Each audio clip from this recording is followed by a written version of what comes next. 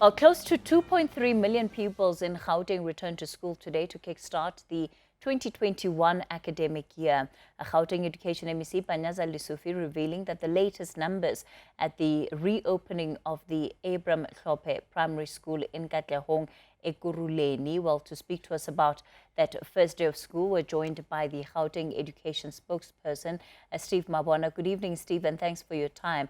Of course, what we see every year in Gauteng in particular is that there is still a need for pupils to be placed by day one of a schooling. Tell us about how many pupils still need to be placed in schools tonight.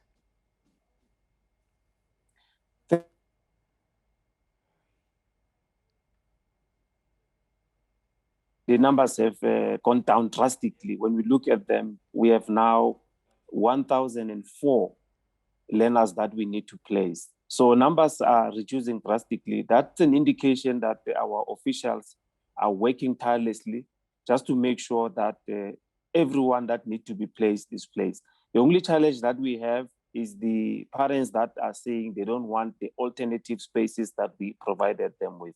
So that's the only challenge that we have. Generally, how would you rate the first day of the reopening of schools? It went very well.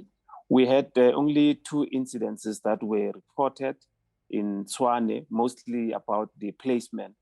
But when you look overall, the school and the attendance, looking at the new ones that were coming, your grade ones, it's just unfortunate that the parents could not access the school just to take them to classes, but they could only do that up until outside, the school premises. But it went very well. We did not receive any reports which suggest that we started on a bad footing. We started very well, and we are indebted to our stakeholders, all of them, teachers, union, and all parents, and like as you said, we opened a beautiful school today in Katlehong, and the message there is that they need to take care of the school.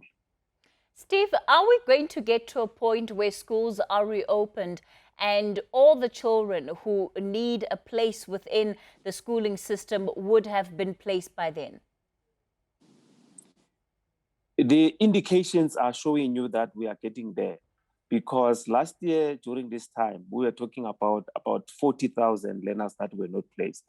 So, we should be done, even probably before the end of February to place everyone. In some years, we were placing up until March.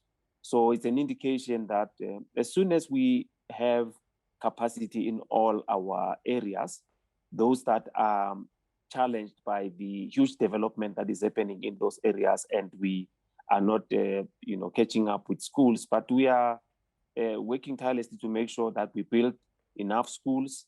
As you might have heard from the MEC, that each and every month we'll be launching a school, working very closely with the Department of Infrastructure, making sure that we push and build those schools that will be alleviating pressure in our areas. And we continue to at least provide mobile units to those schools that we think that they need to be supported. And the funds that we've released to parents and SGBs at the schools, to say schools must then utilize that money to build more classes, and we see the commitment that is coming from there.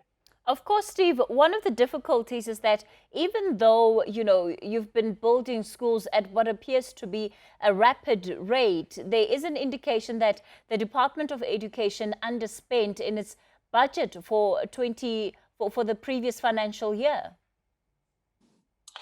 Indeed. You will understand that, to a certain extent, you will have delays, which will compound to probably infrastructure not building, some of the schools, or delays that will be coming from either, communities. That we have what we call business fora in all our communities. To a certain extent, they sometimes destabilize our projects. Our projects delay. To a certain extent, we can't even continue building. We need to interact with them and make sure that we resolve those issues. So we we are working very closely with the communities to say, if we have a project, let's alleviate all the, minor glitches that might come and make sure that we understand each other. If the community is not satisfied, we need to resolve those things before we even start the project, so that we then don't have people that will be utilizing the opportunity to derail us when we're supposed to be building. So we are positive that all those engagements and the meetings that we are having with the stakeholders, they will yield their results. So as it stands, do you have a number for the amount of schools or projects that are underway that you haven't been able to complete?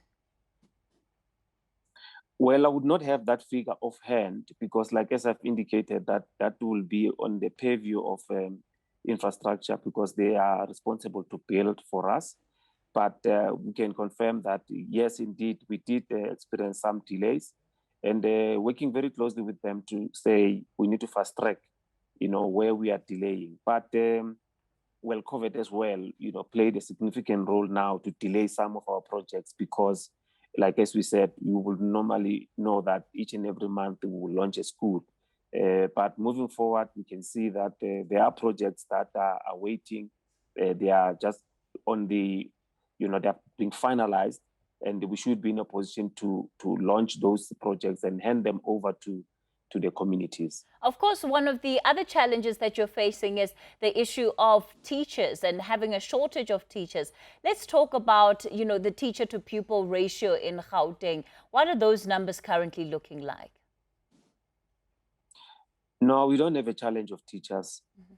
We have even a database of educators that would have said we need employment. They go to schools and district offices, register there. They are in the database. In the event we have posts that are available, we utilize those databases and make sure that we shortlist from there and give the educators an opportunity to be employed. And we can also indicate that we actually received 1,005 additional posts that we need to fast track the process of making sure that we appoint those educators because there's an approval that was granted to the education department. So all those vacant ones that were probably vacated by those who resigned, those who dismissed because of COVID or other ailments, and those that would have said interimly they would not be in a position to come because of comorbidities, we need to then replace those teachers and make sure that we have adequate teachers in the classroom. So currently, what is the teacher-to-pupil ratio in the province, Steve? Look, what I can confirm to you that we don't have a challenge. We have over 65,000 educators in Gauteng, which that suffices as per what we require. Hence, we can confirm that we don't have a challenge when coming to educators. So are you saying that there are no schools in the province that suffer with overcrowded classrooms? Look, overcrowding to a certain extent, it does happen where we are challenged with capacity. That's why we will normally appeal to SGBs to say, if we say we are, there's overcrowding, but we need to also take in cognizance that we need to accommodate, some of the learners. But that SGBs will not allow us to overcrowd schools because to a certain extent, they can even go to court and say, we're not going to allow the department to overcrowd. So we try by all means not to overcrowd schools. If a school is overcrowded, it should be an interim measure, and we then supply them with mobile units, which will then make sure that we don't overcrowd schools. So we try by all means not to overcrowd our schools. So just give me an average, Steve. How many pupils are in a classroom right now in Gauteng?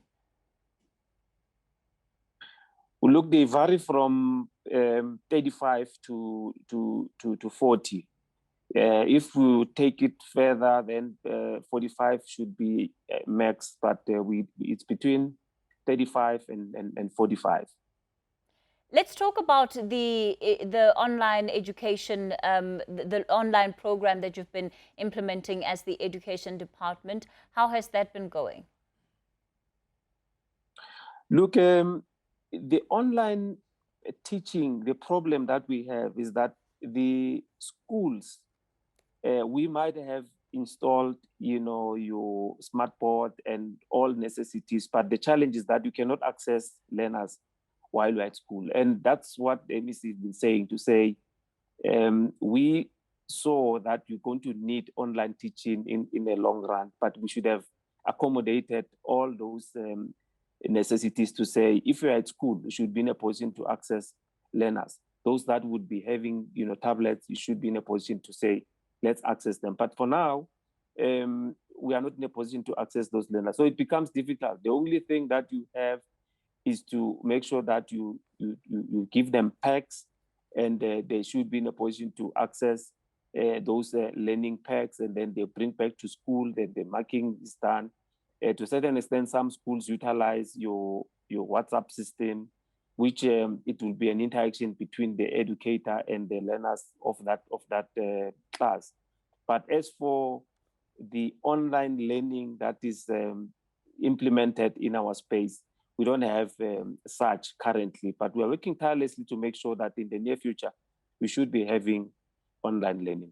And Steve, just before I let you go, what is the approach that the department is taking when it comes to the procurement of services, in particular for the sanitization, the equipment that needs to be sent to schools, especially in the wake of the scandal that the department has been overpaying for these services?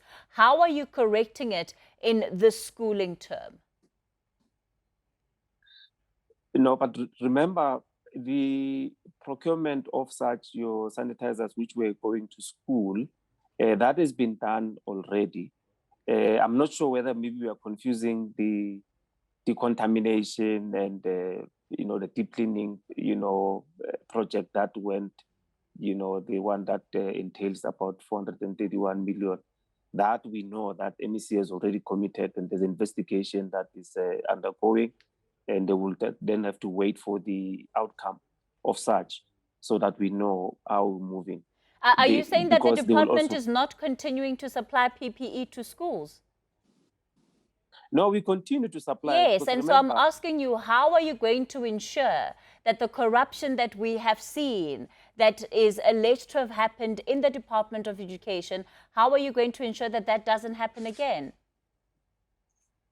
Look, the procurement of such your sanitizers and the masks and all that, we received the stock from the Department of Health. Remember, the Department of Health was then responsible to procure this. So we still have stock which we have utilized, and we have distributed that. So the process to procure, it will only start when we have depleted what we have. So currently, we are still utilizing the stock that was available.